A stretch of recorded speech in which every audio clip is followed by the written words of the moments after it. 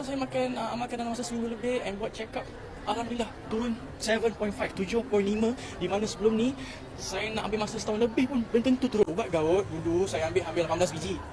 18 biji sebab satu kali treatment sakit seminggu ke kan.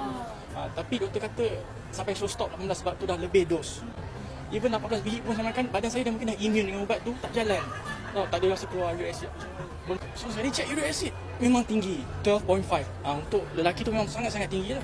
Kita lelaki normal dalam lingkungan 5, 5.5, perempuan mungkin dalam 4 ke bawah. Makan Zencosobol. Sebab ada enzim dalam tu untuk bantu turunkan uric acid lah.